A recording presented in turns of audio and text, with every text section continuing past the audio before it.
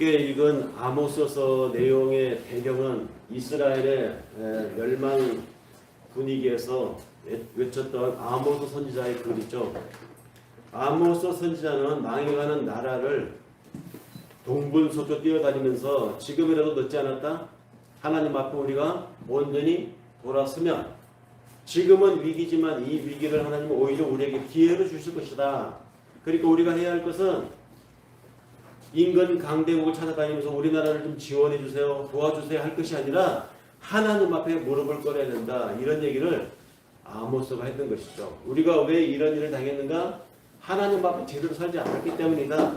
이 나라의 망조의 원인을 하나님 앞에 성실하지 못했던 자신들의 처지에서 찾았던 것입니다. 하나님이 아모스 예언자를 통해서 그 백성들에게 말씀하시죠. 너희가 왜 힘들게 되었는지 아니? 너희가 왜 이 지경이 되었는지 아느냐? 박수를 맞닥뜨려 치지 않으면 어떻게 박수 소리가 나겠느냐? 너희에게 이런 일이 일어나는 거, 너희에게 저런 참상이 일어나는 거, 너희의 행위 때문이다. 너희의 행위가 있어서 그게 내가 징계를 내린 것이다. 그래서 박수 소리가 나는 것이다. 이런 얘기죠.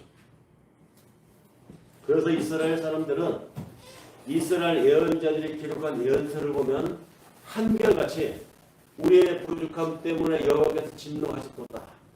우리가 또 죄의 길로 갔기 때문에 주께서 우리를 이렇게 징계하셨도다라는 계속 하나님 앞에 자신들을 돌아보는 이야기로 계속 일관되고 있습니다. 구약의 이야기가 전부 그 얘기입니다.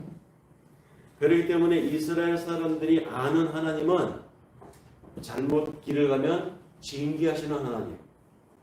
뭘 정확하게 하지 않으면, 하나님 앞에 제대로 하지 않으면 그냥 분노하시는 하나님으로 이스라엘 사람들에게는 각인되었습니다.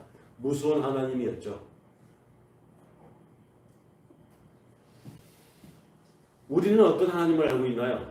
이스라엘 사람들은 그렇게 두렵고 무서운 하나님으로 그들은 믿고 있었지만 우리는 어떤 하나님을 알고 있느냐? 그래서 신약에 요한 1서에 보니까 우리가 아는 하나님은 무섭기만 한 하나님이 아니라 부드러운 하나님, 사랑하시되 끝까지 사랑해 주시는 하나님, 푸근하고 부드러운 하나님으로 우리에게 각인이 됩니다.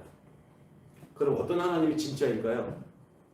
무섭고 두려운 하나님이 진짜일까? 사랑스럽고 관용적이고 포용하는 부드러운 하나님이 진짜일까요? 하나님은 우리를 구원하기 위해서 당신의 아들을 보내시고 그 아들을 십자가에 그 참혹한 고통을 당하게 했습니다. 오죽하면 그 십자가에서 마지막에 내가 당신의 일을 완성하기 위해서 지금 여기에 달려서 이렇게 죽습니다. 그러나 그 마지막 순간 전에도 전날 밤에 기도할 때 어떻게 했습니까? 인간적으로 흔들렸잖아요. 너무 생각해보니까 너무 끔찍하고 너무 힘들 것 같아. 할 수만 있으면 이 잔을 내게서 지나가게 해주십시오라고 기도했던 예수님. 그러나 바로 다시 정신을 차리고 그러나 내 뜻대로 모합시고 아버지 뜻대로 하옵소서 하고 정신을 가득 잡았던 예수님. 그랬던 예수였지만 마지막에 너무너무 힘드니까 너무너무 고통스러우니까 엘리 엘리 라박 사박다니 했잖아요. 하나님 어찌하여 나를 버리시나이까. 모든 스케줄이 모든 계획이 이 모든 진행이 하나님 아버지가 부득이해서 하는 일인 줄 알면서도 너무너무 힘드니까 그 순간 예수가 느꼈던 하나님은 무서운 하나님이었어요. 죄를 결코 용서하지 않는, 그래서 그 죄에 대한 응당한 응징을 이렇게 참혹하고 처절하고 무시무시할 만큼 하는 하나님. 바로 그 순간 예수도 그런 하나님을 고백했던 것입니다. 우리는 어떤 하나님을 믿고 있습니까? 주중에 우리 신앙생활 하시던 그 지금 병 가료를 하고 계시는 그 부부 집사님이신데 막 기쁘게 전화가 온 거예요. 저한테. 목사님 기도해 주셔서 감사합니다. 드디어 검사 결과가 나왔는데 이분의 부인이 잘 아시는 분이잖아요. 암 수술을 오래전에 했었는데 다시 재발이 된 거예요. 재발이 돼가지고 다시 암 투병에 들어가셨는데 지금 뭐 9차 이제 12차까지 해야 되는데 9차 됐고 병원에 들어가셨다고 하시더라고요.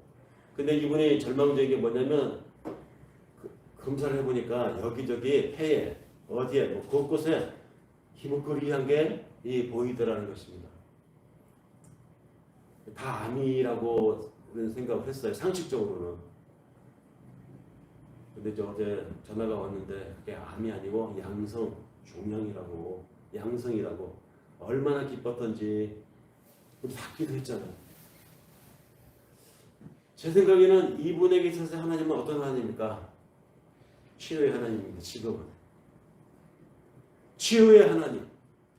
그러나 하나님은 항상 모든 걸 치유만 하시느냐?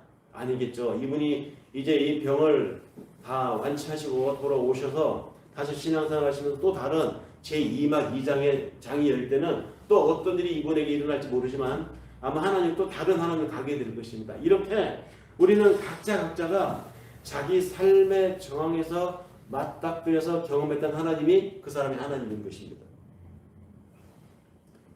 정말로 심적으로 너무 힘들었을 때 기도해서 내가 하나님으로부터 큰 위로를 받았던 사람은 그 하나님은 그 사람에게 있어서 위로의 하나님. 너무너무 경제적으로 어려웠는데 희한하게 술술 풀려가는 길을 열어주셔서 내 경제 위기를 풀려나갔던 경험이 있었던 사람에게는 경제적인 하나님, 나를 담대하게 만드신 하나님, 내 믿음의 바닥에서 항상 나를 지켜주신 하나님, 가나안 전쟁을 겪었던 여호수아에게는 어떤 하나님이었을까요? 두려워하지 말라, 내가 너와 함께하리니. 함께하여 두려움을 없애주시는 하나님이었을 것입니다. 여러분 한 사람 한 사람에게는 어떤 하나님으로 알고 있습니까? 나는 어떤 하나님을 알고 있는가? 하나님이 이렇게 각자 사람의 경험에서 경험되어졌던 하나님이라고 하면 하나님의 공통분모가 도대체 뭘까요? 다 각자의 하나님이겠죠. 그러면 10인 10색의 하나님일 것입니다. 그런데 하나님은 나는 이러한 존재다라고 당신이 우리에게 당신의 성품과 정체와 또 이 역사를 운영하는 목적을 계시해 주셨다는 것입니다. 그 계시를 우리가 통용될 수 있는 글자로 기록을 해놓은 것이 성경 말씀이에요. 그러니까 하나님을 가장 정확하게 알려면 하나님을 기록해 놓은 하나님의 당신의 정체를 하나님의 당신의 하는 일을 기록해 놓은 성경을 읽어보면 되는 것입니다. 사람들이 성경을 읽지 않으니까 어떤 목사의 거기서 강해 속에서 나온 설명된 하나님을 믿거나 아니면 자기 나름대로 생활 속에서 경험된 하나님을 믿는다는 것이죠. 이 성경에서 하나님이 당신을 계시하기를 이렇게 기록해놨습니다. 하나님은 당신의 사랑하는 자들이 있는데 그 사랑하는 자들을 의롭게 하기 위해서 그리고 그 의롭게 한 그 자들을 거룩하게 만들기 위해서 하나님은 처음부터 구원의 계획을 짜 놓으셨다. 그 계획의 일환으로 하나님 당신이 대속 제물이 되어서 이 땅에 와서 죽었다. 성경 이야기가 그 얘기지 않습니까? 한마디로 하나님은 왜 이렇게 했느냐? 하나님을 설명하는 성경에 보니까 하나님은 우리를 사랑했기 때문이다라고 말합니다. 사랑했기 때문에. 우리가 사랑하면 참 좋은 것이라고만 생각을 합니다. 근데 사랑하면요 부담스러운 것이기도 해요. 왜냐면 나를 사랑을 많이 해주는 건 참 고마운 일인데 근데 그 엄청난 사랑을 받아서 부담이 되는 건 왜일까요? 받은 만큼 돌려줘야 되거든요. 이거 우리가 생각하는 인간관계 속의 사랑이지 않습니까? 많이 받았으면 받은 만큼 반드시 돌려줘야 된다고 생각하는 것이 우리 사람들의 인지상정입니다. 왜냐하면 사랑에 대한 기대가 크고 사랑을 많이 했다면 한 만큼 그 사랑의 기대에 어긋나면 분노와 미움도 그만큼 크기 때문입니다. 하나님이 이스라엘을 사랑했습니다. 여러 민족 중에서 내가 너희를 내 장자로 삼았노라라고 그 이스라엘에게 각종 이적과 기적을 행했습니다. 초강대국인 이집트를 몰살시킬 정도로 이 작은 민족 이스라엘을 하나님 사랑했습니다. 쟤들 다 죽여도 좋아. 다 죽여도 좋아. 가나안 땅 사람 다 죽여도 좋아. 내가 내 백성 너희들을 위해서 내가 이 모든 것을 할 수 있다. 할 만큼 하나님이 이스라엘을 사랑했어요. 근데 그 이스라엘이 사랑의 기대에 미치지 못했습니다. 아니 더 이전에 이스라엘을 선택하기 이전에도 하나님이 에덴 동산에 인간을 만들어서 두시고 그 인간과 함께 교류했습니다. 다녔습니다. 함께 직접 육성의 말로 언어로 주고받았어요. 인간이 거의 하나님과 동등하게 대화를 할 만큼 인간은 완벽했었습니다. 그만큼 하나님이 인간을 만들어서 두었는데 그 인간은 하나님 당신과 같은 성품을 만들어 두셨다는 것이죠. 통할 만큼, 대등할 만큼.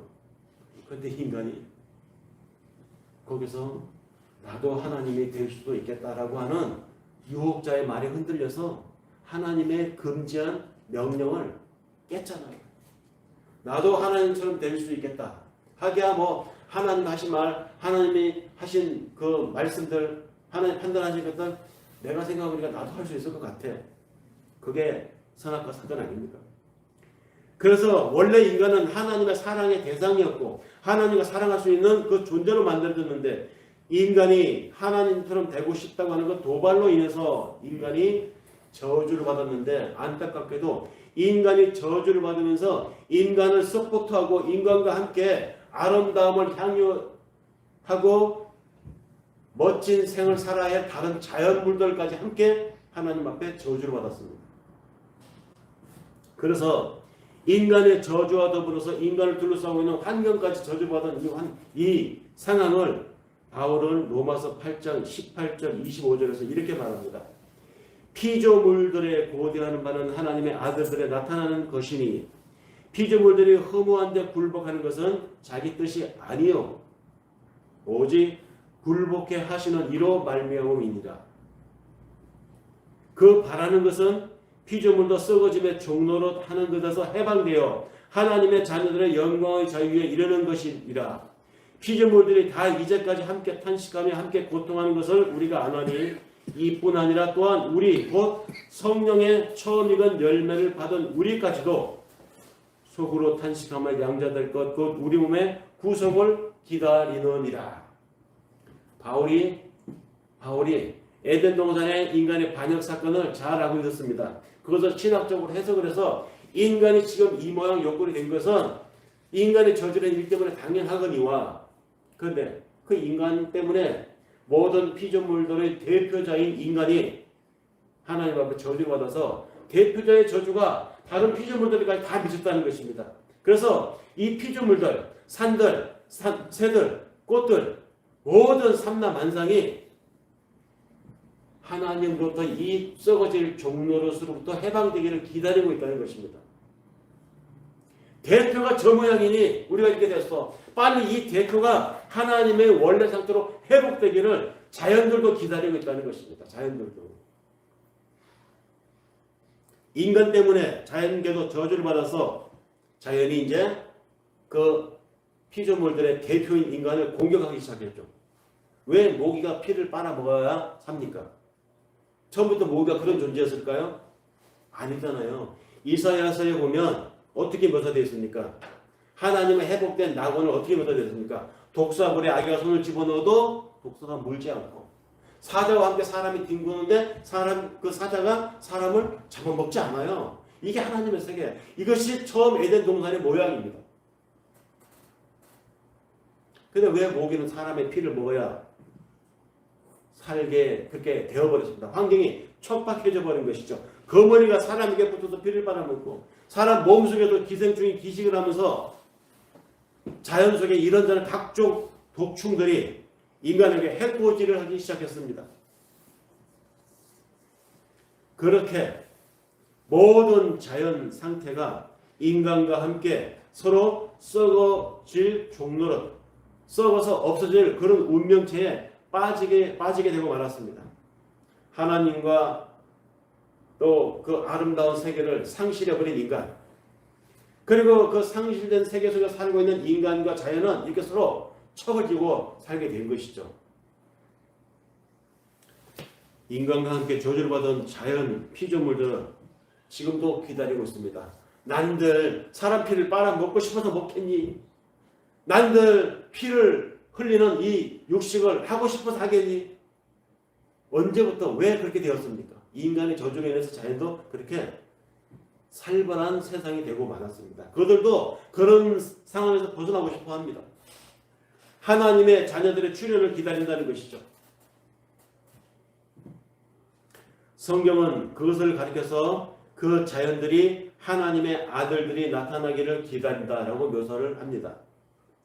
다시 말해서 새 하늘이 열리기를 자연도 기다리고 있고 새 땅이 다시 열리기를 이 자연들도 인간만큼이나 고대하고 있다는 것입니다. 다시 말해서 새 하늘과 새 땅이 내려올 때 그때는 우리가 하나님의 자녀로 완성되는 시점인 것이죠. 바로 그 시점을 우리만 기다리는 것이 아니라 자연도 기다리고 있다는 것입니다. 이 이야기를 사도 바울은 그의 편지 곳곳에서 열심히 설명을 하고 있는데 그 중에서 사람에 대한 이야기를 할 때 또 하나님의 그 사랑을 이야기할 때 반드시 바울이 표현하는 언급이 있습니다. 은혜와 국률에 풍성하신 하나님이라는 말을 꼭 씁니다. 은혜와 국률에 풍성하신 하나님.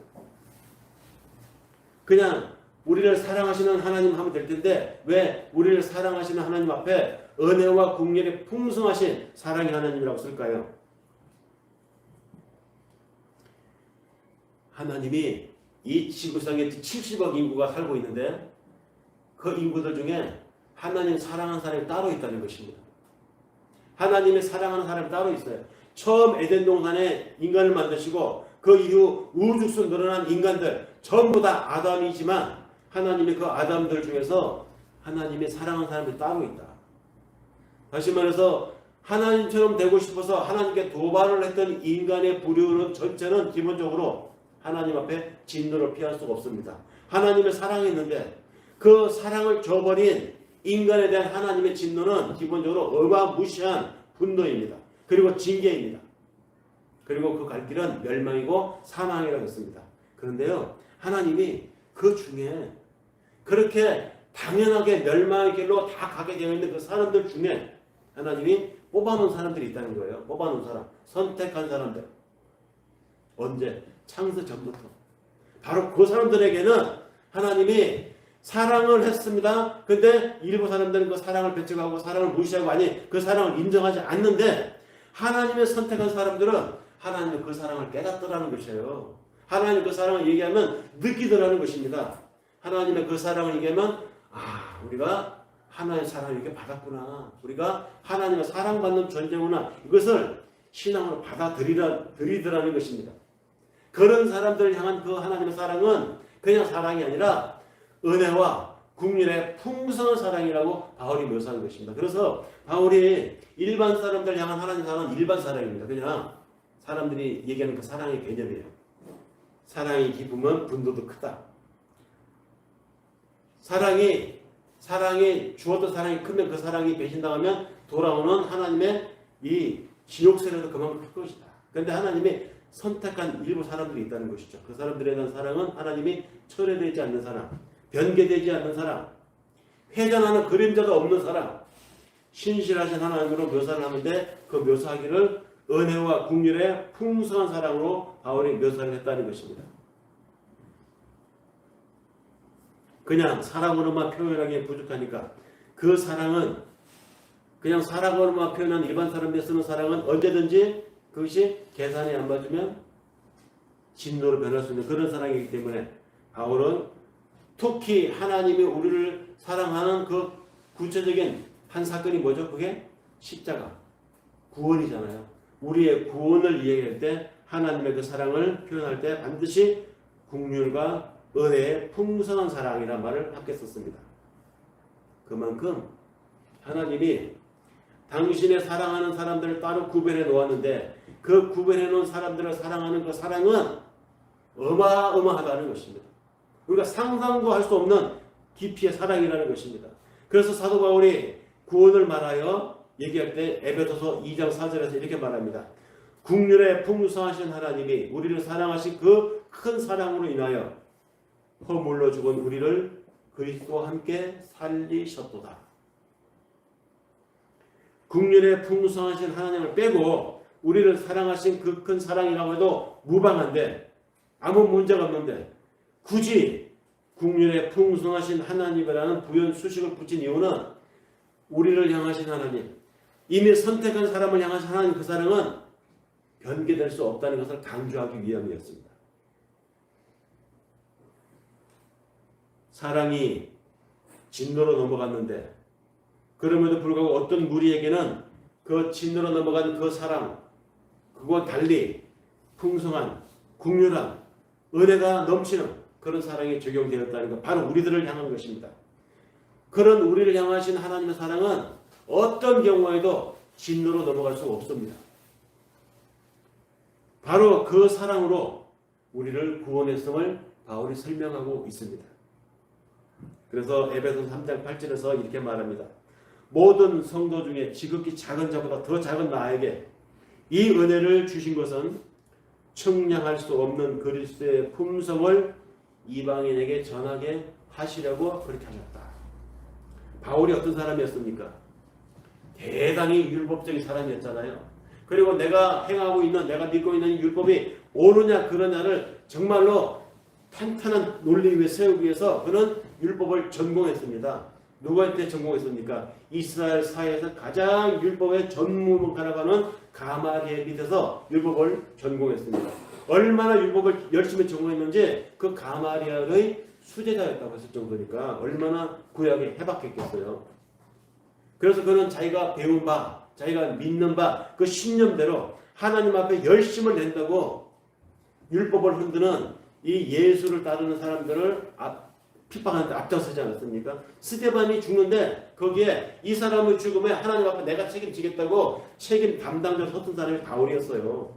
그 정도로 이 바울이 율법에 열심히 했던 사람입니다. 그런데 그런 자기의 그 열심, 자기가 알고 있는 그 지식, 모든 것을 종합해 봤을 때 하나님의 은혜, 이런 나 같은 자를 하나님이 보시기엔 정말로 별볼이 없는 자였는데 그런 보잘것없는 나를 하나님이 측량할 수 없는 은혜로 나를 그리스도쟁이로, 예수쟁이로 만들어 주셨다. 이런 고백.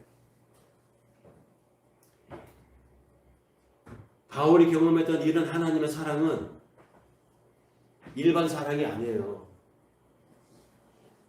사람들이 주고받는 그런 개념의 사랑이 아닙니다. 우리 사람들은 사랑을 어떻게 생각합니까? 찍어, 또 찍어. 내가 저 사람 좋아하는데 12번 찍고 18번 찍어서 안 넘어가는 나무 없다더라 하고 사랑을 막 일방적으로 합니다. 그러면 간복해서라도 내 사랑을 받아주겠지, 이런 얘기 아닙니까? 12번 찍어 안 넘어가는 나무 없다는 말이 그 사랑을 적을 때 그 사랑을 받는 사람 입장에서는 얼마나 징그럽겠어요. 끔찍하죠. 이거 정말 피할 길이 없는 거야. 저 어디를 가도 그 사람이 나타나. 얼마나 끔찍하겠어요. 근데 그렇게 사랑했던 그 사랑이 만약에 배신으로 돌아오면 그것도 미움은 얼마나 크겠습니까? 인간의 사랑은 이런 거예요. 소돔만큼 만약에 수가 틀어지면 미움과 분노도 커지는 것입니다. 해보고 하다가 안 되면 포기하는 사랑이 아니에요. 하나님의 사랑은. 할 만큼만 하고 그 이상은 해줄 수 없다고 하는 사랑도 아닙니다. 사람들의 사랑은 그거잖아요. 할 만큼 해보는 사람. 해보다가 안 되면 철회하는 사람. 철회만 합니까? 주었던 선물 다 가져가고 썰어버리잖아요. 복수하잖아요. 근데 하나님이 당신의 사랑하기로 선택한 어떤 사람들이 있습니다. 그 사람들을 향한 하나님의 사랑은 그런 사랑이 아니라는 것입니다. 긍휼과 은혜가 풍성한 사랑이라고 바울이 묘사했잖아요. 인간의 사랑은 조속 변개하는 사랑입니다. 주었던 사랑까지 해서 썰어버리고 복수하는 사랑입니다. 그러나 하나님의 사랑은 은혜와 긍휼이 풍성한 사랑. 이 표현은 끝까지 간다는 것입니다. 내가 너를 구원했다. 그러면 이 구원은 내가 하나님 앞에 당도하는 그날까지, 내가 하나님 앞에 서는 그날까지 끝까지 가는 사랑입니다. 놓지 않는 사랑이라는 것이죠. 그래서 우리가 안심이에요. 그래서 얼마나 다행입니까? 만약에 내가 하나님이 나를 사랑하신다는 이 사랑의 이 개념이 어떤 사람 덕분이라면, 또 그 하나님이 인간적으로 나를 좋아해서 인간적인 사랑으로 나를 사랑해 주신다면 불안하죠. 그거 어떻게 믿어요? 사람처럼 변할 하나님이라니. 근데 하나님은 변치 않는 하나님, 영원하신 하나님. 그래서 안심입니다. 사도 바울도 바로 그런 하나님을 경험하고 느꼈기 때문에 그 악조건 속에서도 은혜와 국률의 풍성하신 하나님이라고 그 하나님을 자기가 아는 하나님으로 전했던 것입니다. 이런 하나님의 사랑을 우리가 갖고 예배를 드리고 기도하고 신앙생활을 하고 있는데, 그럼에도 불구하고 우리는 이런 하나님을 품고 살아가는데도 불구하고 가끔씩 우리는 흔들릴 때가 있습니다. 신앙의 딜레마에 빠질 때가 있다는 것이죠. 하나님을 모르기 때문입니다. 또 그 하나님으로 받은 사랑의 깊이를 모르기 때문입니다. 지금 내 이 모양 요 꼴로 내가 하나님의 자녀로 불릴 수 있을까? 그 확신이 없기 때문에 흔들리는 것입니다. 인간의 상식으로 하나님의 사랑을 생각하니까 그런 거예요. 인간의 상식으로, 인간과의 관계의 경험으로 그 하나님의 사랑을 자꾸 미뤄진다 하니까 하나님의 사랑을 그만큼밖에 생각을 못하는 것입니다. 그러나 성경이 소개하고 있는 하나님의 사랑은 얼마나 깊은지 바울도 얘기하잖아요. 청량할 수가 없다고. 우리가 상상할 수 없는 그 하나님의 사랑. 물론 그런 하나님의 사랑을 받는 우리이기 때문에 그 하나님을 향해서 우리는 하나님을 경외하는 마음을 가져야 됩니다. 하나님께 두려워하고 하나님께 공경하는 마음을 가져야 됩니다. 그러나 우리가 그런 마음을 갖는 하나님에 대한 두려움은 하나님이 나를 어떻게 할까봐, 나한테 해코지 할까봐 그런 두려움이 아니라, 우리 모두는 피조물, 그분은 모든 것을 창조하신 하나님, 그러니까 창조자에 대한 피조물로서의 경외심으로의 두려움이지 나한테 보응을 할까봐 두려운 그런 하나님이 아니라는 것이죠. 그럼에도 불구하고 성경에서 그렇게 계시하고 있는 하나님을 제대로 알지 못해서 성경을 읽지 않으니까 들은 하나님, 전에 들은 하나님, 누가 말하는 하나님, 그런 하나님만 자꾸 머릿속에 생각을 하니까 하나님을 어떻게 생각합니까? 내가 어떤 일을 하다가 경제적인 큰 손실을 보니까 아이고 지난주에 11조를 띄어먹었더니 정말 하나님이 물질로 이렇게 치시는구나. 집안에 자꾸 안 좋은 일, 이런 저런 일이 생기니까 이것도 하나님 또 내가 또 정신 차리라고 또 하시는구나. 보복하시는구나. 병에 걸렸어요. 죽을 병에 걸렸습니다. 아이고 하나님 치셨구나. 하나님이 보응하시는 하나님을 생각을 하는 것입니다. 바로 율법의 하나님을 지금도 갖고 있는 것이죠. 이스라엘의 하나님은 그런 하나님이었습니다. 혹시 내가 제대로 못해서 하나님으로부터 버림을 당하면 어떡하나. 내가 지금 이 모양 요꼴로 이런 신앙생활 하는데 하나님이 나를 당신의 자녀로 쳐줄까? 정말 하나님을 몰라서 하는 말이에요. 하나님이 당신의 자녀를 한번 선택한 사람은 끝까지 간다고 하지 않습니까? 죽을 때까지 갑니다. 하나님 손을 놓지 않아요. 그런데 하나님을 모르니 그렇게 하나님을 알고 있는 것입니다. 그 말은 다시 얘기해서 신앙은 하나님을 얼마나 알고 있느냐, 즉 하나님을 아는 지식에 비례합니다. 신앙의 깊이는. 그러니까 하나님을 알아야 되잖아요. 하나님을 우리가 어떻게 알 수 있습니까? 하나님을 계시해 놓은 말씀을 읽으면 하나님을 알 수 있는데 도무지 요즘 사람들은 성경은 안 읽는데요. 뭐 듣는 성경도 있다고 해서 어플이 나와서 다운받아서 듣는 성경을 가끔 들어봅니다. 근데 듣는 성경은 이상하게 머리에 각인이 안 돼요.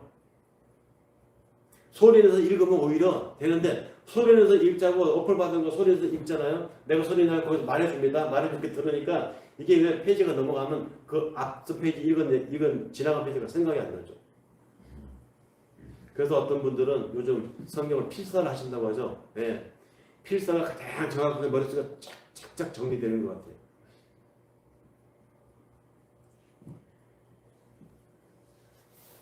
성경 전체를 통해서 당신을 계시하신 하나님, 나는 이러한 존재다라고 우리에게 말씀하셨습니다. 그 성경 전체를 언제 우리가 다 읽겠습니까? 율법을 전공하고 이스라엘 역사를 전공했던 사도 바울이 자신의 율법을 총동원해가지고 모세 오경의 의미가 어떻고 에언서의 내용이 어떤 의미였으며 그것이 이스라엘 역사 속에서 하나님이 어떻게 적용해갖고 그 모든 배경이 알고 봤더니 하나님이 그리스도를 보내려고 했구나. 그리스도가 왔으니 이제 그리스도 안에서 그 모든 것을 해석해 보아야 한다. 그러면 하나님이 정확하고 뚜렷하게 보인다. 그 보이는 하나님 통해서 나라는 존재, 인간이라는 존재, 우리 인간이 어떤 존재인지 확연하게 드러난다. 이것을 쓰는 책이 로마서예요. 그래서 신학자들이 이구동성으로 한결같이 하는 얘기가 성경 전체의 핵심이 로마서 안에 다 들어있다고 합니다. 그래서 로마서를 성경 속의 성경이라고 합니다. 근데 그 성경 속의 성경이 로마서, 그 로마서도 1장에서 3장까지의 내용이 인간이 어떤 존재였고 그런 적나라한 인간에게 하나님이 어떤 존재였는지를 다 고발하고 그리고 하나님을 부각시키는 내용이 정확하게 나옵니다. 그 로마서 1장 3장까지 나오는 이야기는 바로 우리들 이야기입니다. 우리 인간들의 모습을 그대로 적나라하게 이야기하고 있습니다. 내가 얼마만큼 죄를 지은 인간인지, 내가 얼마나 큰 죄인인지를 알면 나를 향한 하나님의 사랑이 얼마나 큰지를 알 수가 있게 됩니다. 얼마나 큰 죄인인가를 알면 알수록 바울은 이 성경을 통해서 우리에게 이 로마서 말씀을 읽어보니까 내가 지금 하나님 앞에 도저히 용서받을 수 없는 더러운 죄인이구나. 내가 도저히 하나님 앞에 설 수 없는 하나님의 희업 발음도 하기 어려운 그런 너무너무 부족하고 불완전한 존재이구나. 이걸 알게 됩니다. 이게 알면 성경을 읽어서 이게 알면 어떻게 되는지 아세요? 성경을 모른 채로 이것을 알면은 하나님 앞에서 도망가려고 합니다. 하나님을 인정하고 하지 않습니다. 왜? 하나님을 인정하면 내가 너무 큰 죄인인 게 인정이 되니까. 그래서 사람들이 교회를 안 다니려고 하는 거예요. 내가 죄인인 게 싫어서. 나 멋지게 살고 내 인생 사람들이 다 괜찮다고 하는데 왜 나보고 자꾸 죄인 하는 거야? 듣기 싫어. 교회 안 다니려고 하는 거예요. 근데 성경의 비추어 하나님의 말씀의 비추어는 모든 사람은 죄인임이 드러납니다. 그런데 성경이 말하는 그래서 그렇게 깊고 절망적이고 피할 수 없는 죄인임에도 불구하고 드러남에도 불구하고 어디로 몰아가느냐? 그래서 절망이다? 아니에요. 그래서 감사로 드러나게 하는 게 성경 말씀입니다. 이렇게 처절한 죄인인데 절망으로 가는 것이 아니고 그럼에도 불구하고 그런 나를 용서해 주시고 사랑해 주신 하나님. 그 풍성한 사랑을 안다면 내가 이러고도 천국 갈 수 있나? 라고 가는 것이 아니라 이런 나를 그럼에도 불구하고 구원해 주신 그 사랑이 얼마나 크신가로 가게 만드는 것이 하나님의 말씀이라는 것이죠. 그래서 하나님 말씀을 읽어야 돼요. 읽으면 절망으로 가는 것이 아니라 그럼에도 불구하고 나를 사랑해 주신 하나님이 나한테 다가온다는 것입니다. 누가복음 15장에 탕자의 비유 나오죠. 유명한 이야기 있지 않습니까? 우리가 그 누가복음 탕자 비유 속에 나오는 그 돼지 우리의 쥐염 열매라도 같이 먹자고 돼지하고 경쟁하고 싸우는 처지의 그 작은 아들. 우리예요, 우리. 하나님의 품을 떠나서 내 힘으로 내가 하나님 좀 살아보겠다고 지금도 내가 알아서 하겠다고 이 아들이 아버지 떠날 때 어떻습니까? 아버지 잔소리 그만하세요. 나도 이제 컸어요. 아버지가 판단하는 거 나도 해요. 그러니까 아버지 나 죽어서 물려줄 사람 말고 지금 내 몸에서 띄워주세요. 내가 알아서 할게요. 나간 자식이잖아요. 그래서 자기가 하나님처럼 될 수 있다고 말한 인간의 실존을 이 비유를 통해서 보여주는 것입니다. 나도 할 수 있다고 생각하는 것이니까. 근데 나가서 어떻게 됐습니까? 아들이. 돼지하고 먹이 경쟁하는 처지가 되고 말았잖아요.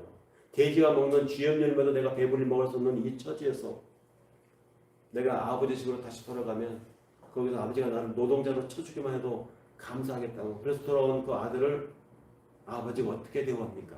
반지를 끼워주잖아요. 너는 여전히 내 상속자다. 새 옷을 입혀줍니다. 송아지를 잡습니다. 그 돌아온 자식이 뭘 잘해서? 아니에요. 아버지는 왜 그 자식을 그렇게 환대했을까요? 사랑하는 자식이기 때문입니다. 하나님이 세상 경쟁 속에서 그 꿀꿀해지고 한 그릇 더 먹겠다고 쥐염 열매로 싸우는 우리, 그러나 거기에서 아버지 집을 그리워하고 다시 아버지 집을 찾기를 원한다면, 그래서 돌아온 자식을 하나님은 여전히 사랑한다는 것이죠. 여전히 반지를 끼워줄 대상으로 보는 것입니다. 사랑하기 때문에.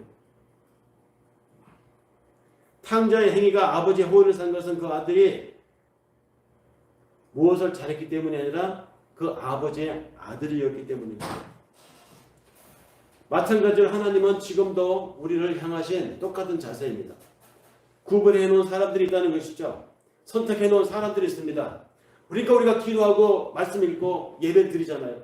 그런 우리를 향해서 하나님이 내가 뭘 잘해서 나를 받아주고 반지를 끼워주는 것이 아니라 내가 온전히 아버지 하나님의 자녀이기 때문에, 우리를 사랑하기 때문에 받아주는 것입니다. 이 당연하고 너무도 분명한 이 성경 말씀 속에 아버지, 하나님 아버지, 이 아버지를 모르기 때문에 사람들이 교회를 다니고 있음에도 불구하고 마음의 부담감을 가지고 신앙생활을 하고 있고, 10년, 20년 신앙생활을 해왔음에도 불구하고 율법적인 신앙생활을 하고 있는 것입니다. 이 사랑을 알지 못하는 인생들은 설령 교회를 다니고 있어도, 믿는다고 고백하고 있어도, 그렇게 아버지 품에 와 있음에도 불구하고 마음이 불안해요. 자기가 아버지께 받은 것을 갚아야 된다고 생각하니까 그런 거예요. 내가 아버지께 받은 것을 반드시 갚아야 된다고 생각하는 거죠. 내가 뭘 아버지께 해드려야 된다고 생각하는 것입니다. 여러분, 하나님이 돈이 없어서 우리가 헌금을 합니까? 하나님이 거할 곳이 없어서 벽돌을 싸서 높은 성전을 짓나요? 아버지가 누구인지 모르기 때문에 그런 것입니다. 아버지가 무엇을 선물을 해줄 때마다 갚아야 된다고 생각하니까 수첩에다 기록을 하는 거예요. 갚아야 한다는 강박관념. 이게 율법적인 신앙생활이잖아요. 그래서 밥 한 그릇 먹을 때마다 수첩에 기록하는 큰아들, 그 큰아들이 아버지의 사랑이 발현되는 현장에서 어떻게 반응을 했습니까? 내가 아버지를 해서 밤낮 소리를 하고, 내가 아버지를 해서 앞장서서 일해왔고, 내가 아버지께서 어떻게 하는지 아버지가 잘 아는데 나를 위해서는 송아지 한 마리 안 잡아 주시더니, 집 나가서 재산 탕진하고 살아온 저놈을 위해서는 아버지가 재산을 잡아줘. 아버지를 비평하고 아버지를 판단하고 있습니다. 아들이 아버지를 판단하는 거예요. 바로 이게 뭡니까? 하나님을 판단하는 거잖아요. 이 비유 속에서 나오는. 아버지가 한 처신이 옳지 않다고 판단하는 아들의 자세는, 나도 당신만큼 판단할 수 있고 내 말도 당신만큼 똑같이 동등하다고 생각하는 이 사고를 가진 인간 전형을 얘기하는 것입니다. 그런 사람들은 아버지로부터 좋은 것을 받을수록 더 불안해합니다. 왜? 갚아야 할 것이 더 많다고 생각하니까. 우리에게 주는 사랑을 나중에 되돌려 줘야 된다고 생각하기 때문에 신앙생활의 깊이가 깊어갈수록, 교회에 나오는 연차가 높아갈수록 집사가 되고 권사가 되고 장로가 되고, 그래서 하나님께 나는 더 갚아야 될 게 많다고 생각하는 거예요. 천만에요. 만약에 그런 논리라면 집사보다는 권사가 신앙이 더 좋아야 되게요? 하나님 더 굵은 반지를 끼워줄까요? 만약 그러한 논리라면 목사는 하나님 완전 완벽하게 선 사람입니까? 흠이 없어야 되나요? 천만에요. 그런 얘기 아니에요.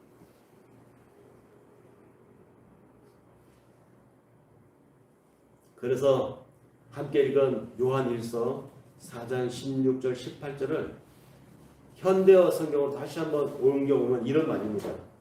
우리는 하나님께서 우리에게 주시는 사랑을 알고 믿었습니다. 하나님은 사랑이십니다. 사랑 안에 있는 사람은 하나님 안에 있고 하나님도 그 사람 안에 계십니다. 이것으로서 사랑은 우리에게 완성된 것이니 곧 심판날에 우리가 담대함을 가지는 것입니다. 우리가 이렇게 담대해지는 것은 그리스도께서 사신 대로 우리도 이 세상에서 그대로 살기 때문입니다. 사랑에는 두려움이 없습니다. 완전한 사랑은 두려움을 쫓아냅니다. 두려움은 형벌과 맞물려 있습니다. 두려워하는 사람은 아직 사랑을 완성하지 못한 사람입니다. 좀 무서운 말이죠. 우리가 어떻게 사랑을 완성할 수 있겠습니까? 그런데 우리는 사랑을 가지고 있기 때문에 사랑을 완성했대요. 그렇기 때문에 두려움을 가지면 안 된다는 것입니다. 만약에 혹여 하나님에 대한 하나님의 사랑을 받고 가난 사랑을 가지고 있는 사람인데 여전히 하나님에 대한 두려움을 가지고 있다면 그 사람은 사랑을 완성하지 못한 것이다.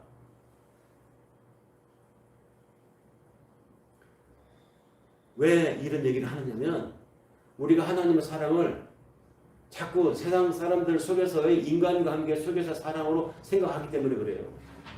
우리가 하나님을 설명하는 이 성경 속의 개념들, 용어들, 여기에 전개되고 있는 사상들, 사고들 우리가 비추어 생각해 볼 수밖에 없잖아요. 인간관계 속에서 일어났던 어떤 일, 경험들을 유추해서 이해할 수밖에 없잖아요. 그 아버지 사랑을 우리가 어떻게 이해하겠어요? 이해할 수가 없어요. 특히 어머니 사랑이나 아버지 하나님, 아버지 하나님, 어머니 하나님을 하지 않잖아요. 그 아버지 하나님은 어떻게 우리가 생각합니까? 연상하기를 가장 쉽게 어릴 때 자라온 집안의 아버지를 생각하는 것입니다. 그러니까 아버지에 대한 이 상이 왜곡되어 있는 사람들은 이 하나님 아버지의 사랑을 이해하기가 너무너무 어려워요. 국률과 은혜의 아버지를 설명하는데 그런 국률과 은혜의 아버지를 경험한 사람이 있을까요? 정말 그런 아버지가 있을까요? 세상에 없어요.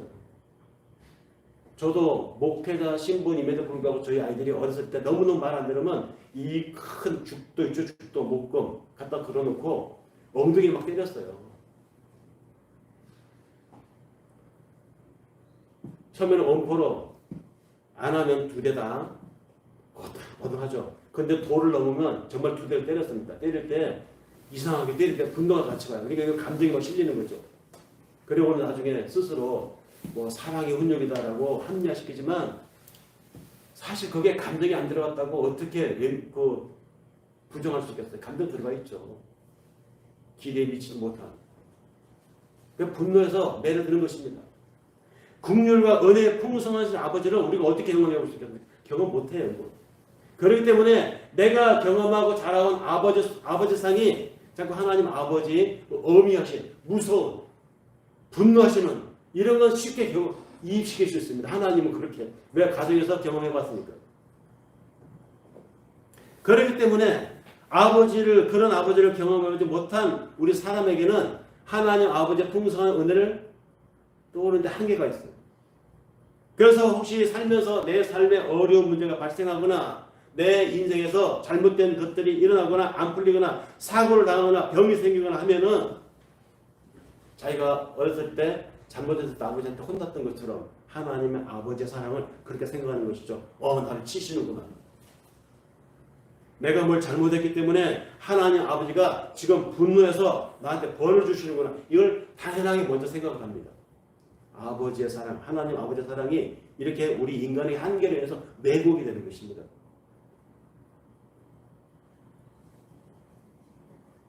하나님은 설령 우리가 살아가는 과정에서 일이 안 풀리게 만들 때가 있어요. 정말로 사랑하기 때문에 저들을 냅두면, 저들을 돈 많이 벌리게 내버려두면 저가 하나님을 잊어버리고 방탕한 삶을 살까봐 하나님이 그 돈을 앗아갈 수가 있습니다. 그러나 그런 것은 하나님이 나를 거룩하게 만들기 위해서 교훈으로 주는 것일지언정 정말로 나한테 화가 나서 분풀이로 다 뺏어갈 거야? 이런 분이 아니라는 것이죠. 구원이라고 하는 것이 뭡니까? 구원은 우리가 단순히 내가 이제 천국 갈 신분이 되었다 이것만 갖고 사람들 생각하는데요. 그 구원의 3분의 1밖에 모르는 겁니다. 구원은 죄로 인해서 어그러진 아버지와 자녀의 관계가 인간이 되어서 오신 하나님의 십자가 사건에 대해서 다시 그 어그러진 길이 똑바른 길로 펴진 것, 이것이 구원입니다. 그리고 구원은 한 번으로 끝나는 것이 아니고 진행 중이고 계속 앞으로도 일어날 일입니다. 그래서 구원 받았다라고 말하기도 하고 구원 받고 있다라고도 말하며 더러는 구원 받을 것이다라고 말해요. 다시 말해서 구원은 과거 구원, 현재 구원, 미래 구원, 삼중적 시제로 이야기한다는 것이죠. 성경 안에도 구원을 얘기할 때 그렇게 3가지로 얘기할 때가 많잖아요. 두렵고 떨림으로 네 구원을 이루어가라 라고 말하는 거면은 또 어떻게 말합니까? 너는 이미 구원을 받았다라고 말하죠. 또 어떤 구절을 보면 네가 구원을 받을 것이다 라고 말합니다. 이렇게 구원은 3중적인 의미를 가지고 있습니다. 이것을 신학자들이 용어를 정리해서 이렇게 말하죠. 구원받았다. 완료로 표현하는 것, 과거로 표현하는 것, 이것은 칭의. 너는 이제 어렵게 되었어. 하나님이 칭해준 것입니다. 그래서 이것을 칭의라고 하고 과거 구원을. 그 다음에 현재 구원. 내가 지금 구원을 이루어가고 있다. 두렵고 떨림으로 하나님 앞에 경외심을 가지고 나는 신앙생활을 하고 있다라고 할 때 내 구원을 지금 만들어가고 있는 것입니다. 이것을 신학자들이 전문용어로 성화라고 합니다. 거룩하게 만들어 간다는 것이죠. 그리고 구원을 받을 것이다 라는 말은 미래의 구원을 얘기하는 것인데, 이 구원은 완벽하게 된 구원, 우리가 완전하게 되는 구원, 모든 피조 만물들이 고대하고 있는 구원, 하나님의 아들로서 나타나는 구원, 그것은 하나님과 다시 만나게 될 때, 미래의 어느 날 그때 이루어질 것입니다. 이것을 가리켜서 영화라고 합니다. 이 영화는 우리가 하나님을 만나는 날 돼서야 가능하지 이 땅에서 불가능한 것입니다. 성화까지는 가능한지 모르지만 영화는 하나님과 함께 사는 삶이에요. 하나님과 함께 사는 삶. 구원이라고 하는 것은 이렇게 칭의, 성화, 영화를 다 포함한 개념입니다. 그렇기 때문에 구원은 단순히 죄에서 건진받은 것만을 구원이라고 말하는 것은 3분의 1밖에 모른다는 얘기입니다. 하나님은 나를 구원했습니다. 그래서 우리가 지금 예수를 믿고 여기서 예배를 드리고 있습니다. 기도합니다. 그런데 이 구원을 지금 우리는 유지시켜 가고 있어요. 하나님이 나를 통해서 당신의 구원을 만들어가고 있다. 이 말을 다른 말로 하면 하나님이 나를 거룩하게 만들어가고 있다는 얘기입니다. 거룩하게 만들어가고 있다.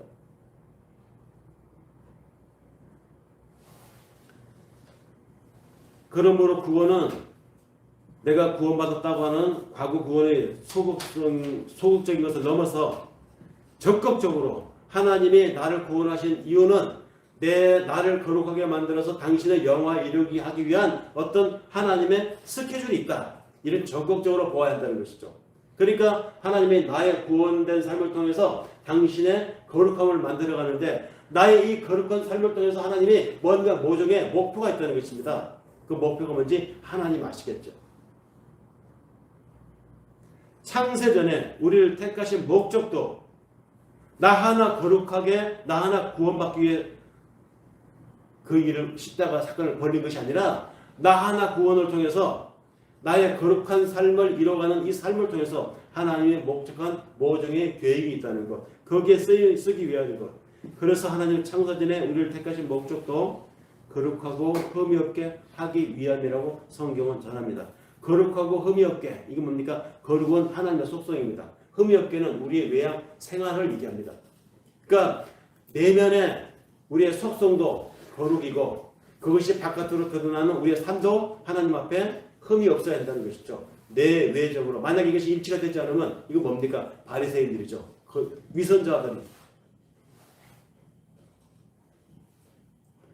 그렇게 우리의 구원의 목적은 겉과 속이 완전한 거룩함과 흠이 없음에 있습니다. 그래서 거룩한 하나님과 한 공간에서 사는 것에 손색 없는 자로 우리를 만들어 가시는 것이 하나님의 구원의 목적입니다. 그럼 그 하나님의 그 거룩이 대체 어느 정도일까? 우리가 가늠해 볼 수가 없습니다. 하나님의 거룩은 깊이가 어느 정도일까? 우리는 알 수가 없습니다. 다만 추측해 볼 수 있는 것은 요한 1서 1장 5절에 요한이 이렇게 말을 했습니다. 우리가 저에게서 듣고 너희에게 전하는 소식이 이것이니 곧 하나님은 빛이시라. 그에게는 어둠이 조금도 없으시니라. 하나님의 거룩이 어느 정도인지 진단을 해볼 수 있죠. 하나님은 빛이라고 했습니다. 빛이기 때문에 그분에게는 어둠이 조금도 없다는 것이죠. 하나님은 이토록 완전하신 분이시기에 그 하나님의 본질적인 속성이 우리에게 있어야 돼요. 만약에 그 하나님의 본질의 속성이 없으면 우리는 하나님과 함께 공존할 수가 없습니다. 왜? 하나님은 먼지만한 어둠과도 함께 할 수 없기 때문에. 그래서 하나님을 그리워하고 하나님 만나기를 대망했던 예언자들도 그렇게 고백했잖아요. 막상 하나님이 빛이 나타나니까 오호라 나는 죽게 되었도다. 나는 망하게 되었도다. 하나님 빛이신데 그 빛 앞에 자신의 시커멓고 더러움이 너무 부각되니까 나는 이제 죽었구나 이런 고백을 했던 것입니다. 예언자들도.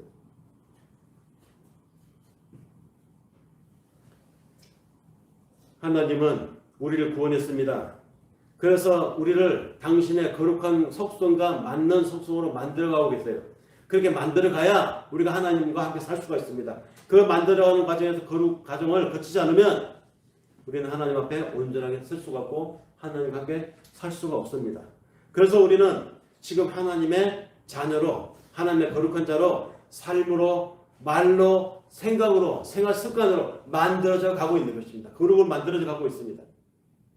그렇게 만들어져 가는 우리이기 때문에 우리가 함부로 살 수가 없는 거예요. 이 구원의 삼중적 시점을 이해를 못하니까 사람들이 이상한 신앙생활 하는 사람들이 이 땅에 많아요. 나는 구원받았다. 이제 예수님이 나를 이미 칭의해줬어. 나를 의롭다고 칭해줬어. 나는 구원받았어. 완전히. 그리고 하나님의 이 사랑은 변개될 수 없대. 변하지 않는 것이라. 한번 찍으면 끝까지 가는데 아 좋았다. 너무 좋다. 마음대로 살자. 이럴 수 있을까요? 죄를 지으면서 죄의식도 못 느껴. 하나님은 용서해 주시니까. 다른 사람에게 손해를 끼치고도 미안한 줄을 몰라. 왜? 나는 하나님의 자녀니까. 하나님 사랑받으니까. 하나님의 과거 구원, 나는 구원 받았다에만 꽂혀 있기 때문에 그렇습니다. 그러나 하나님 지금 나를 통해서 내 구원을 완성을 향해서 만들어가고 있다는 것에 꽂혀 있다면 그렇게 함부로 살면 안 돼요. 하나님 주신 이 귀한 시간, 귀한 자원, 이 공간에서 내가 하나님의 영광을 어떻게 드러낼 것인가. 내가 내 말을 통해서, 내 손을 통해서, 내가 하는 일을 통해서, 내 습관을 통해서 하나님이 지금 일하고 계심을 느끼지 못한다면 그건 구원의 3분의 1밖에 모르는 사람들의 이야기죠. 물론 그렇다고 우리가 이 땅에서 점점 더 신앙이 깊어지면 평신도에서 집사되고 집사에서 권사되고 권사에서 장로되고 장로에서 목사되면 점점점 디그리가 높아져서 하나님과 완전한 자가 된 것이라고 볼 수 있을까요? 아니에요. 아까도 말씀드렸잖아요. 그렇게 따지면 목사는 완전 누구해야 되잖아요. 그러나 아니라고요. 목사도 인간이고 목사도 욕합니다. 목사도 축구 경기 볼 때 우리나라 지면 욕이 막 튀어나와요. 우리는 완전할 수가 없어요. 그렇다고 함부로 살 수도 없습니다. 우리는 육체를 입고 이 땅을 사는 동안에는 우리는 완전할 수가 없습니다. 그 완전한 사랑, 하나님 사랑에 우리는 이룰 수가 없습니다. 그러나 완전한 하나님 사랑을 이룬 분이 있어요. 완전한 하나님 사랑을 죽기까지 순종한 분이 있습니다. 그 이룬 그 업적을, 그 당신의 그 대가를 너 가져라고 우리에게 전가시켜 준 분이 있어요. 그래서 우리가 완전한 사랑을 가진 거예요. 그리고 그 완전한 사랑이 되려고 애쓰는 것이고, 우리는 여전히 이 죄된 육신을 입고 있기 때문에 완전할 수가 없고 완전할 능력도 없습니다. 우리가 이 육신을 벗고 새 몸을 입을 때 그때 온전한 영화의 상태에 이를 것입니다. 다만 우리는 지금 우리의 부르심을 향해서 그 부르심을 향한 다른 박질을 하고 있을 뿐입니다. 그 과정에서 이 땅에 살면서 다시 한번 말씀을 통해서 기도를 통해서 우리는 또 확인하는 것이죠. 우리는 이 땅 살면서 왜 하나님의 거룩이 필요한지, 그리고 거룩이 어떤 것인지 그것을 깨닫고 인지하기 위해서 하나님께 수시로 기도하는 것입니다. 그래서 항상 기도하라, 쉬지 말고 기도하라고 하는 것입니다. 그리고 하나님을 알기 위해서 우리는 말씀을 읽어야 한다는 것이죠. 그 과정에서 신앙적인 삶에서 실패도 있을 수 있습니다. 마땅합니다. 인간이니까 실패하죠. 또 내가 하나님의 이름을 달고 삶에 불구하고 실수할 수 있습니다. 마땅합니다. 실수해요. 인간이기 때문에. 그러나 그렇게 실수하고 실패하고 그래서 내 신앙이 요원해질 때도 있지만 그렇게 깨지고 엎어지고 회의하고 의심하고 무너져가면서 하나님은 나의 삶을 점점점 하나님 당신을 닮은 삶으로 만들어갑니다. 하나님의 속성이 거룩으로 우리를 일치시켜 간다는 것이죠. 그래서 어느 날 완전한 성화에 이르는 영화의 정점에 달았을 때 하나님 앞으로 설 수 있는 것입니다. 이것이 심판을 면하는 것입니다. 최후의 심판, 불심판 이야기하죠. 다 받아야 모든 인간 예외 없이 모든 인간 다 심판을 면할 수가 없습니다. 하나님의 백보자 앞에 어떻게 살았는지 무엇으로 살았는지 다 카운팅이 됩니다. 그런데 하나님의 선택한 사랑하는 사람들이 있어요. 이 사람은 심판을 받지 않아요. 왜 안 받는지 아세요? 삶의 내 정황 속에서 그렇게 하나님 앞에 우리가 깨지고 엎어지고 그렇게 거룩으로 만들어져 갔기 때문에 심판거리가 없어요. 이미 하나님의 양심 때문에 속이지 않았고 하나님을 믿는 하늘 시민 의식 때문에 내가 다른 사람에게 휩싸여서 부안에 대해서 어떤 사람들에게 불이익을 주는 일에 나는 빠졌고 이미 그 자체가 이 땅을 살면서 우리는 심판을 받은 거예요. 그게 그렇게 잦은 심판을 받았기 때문에 우리는 나중에 백보자 앞에 하나님 있을 때 심판을 받지 않습니다. 그런데 그렇지 않은 사람들은 어떻습니까? 그 심판 생각하지 않고 살아가는 사람 막 살잖아요. 수단 방법을 가리지 않고 나한테 도움만 된다면, 나한테 이익만 된다면 저 사람이 눈물을 흘리든 저 사람이 피를 보게 되든 상관하지 않아요. 그 업을 쌓아가는 것입니다. 하나님 앞에 심판을 쌓아가는 거예요.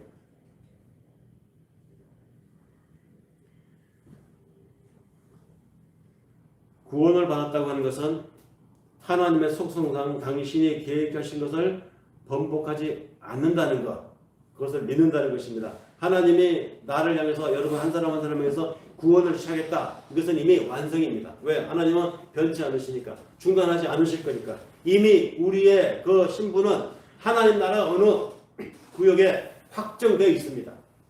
우리는 견뎌내고 참아내면 되는 거예요. 그 차원의 이야기. 그래서 우리는 지금도 계속 하나님의 거룩을 향해서 만들어져 가고 있는 이 과정에서 가끔씩 우리를 흔드는, 우리를 딜레마에 빠지게 하는, 나는 과연 구원 받았을까? 내가 이렇게 힘든 것을 혹시 하나님이 나한테 진노하시는 거 아닐까? 하나님을 모르는 무지에서 오는 두려움을 하나님 말씀으로, 기도로 떨쳐내고, 내가 아는 하나님은 이런 하나님. 어떤 하나님? 성경에서 당신 스스로 계시하신 하나님, 당신을 계시해 주신 그대로의 하나님을 믿고 힘을 얻고 신뢰되는 여러분들과 저가 되기 바라면서 이 말씀을 전합니다.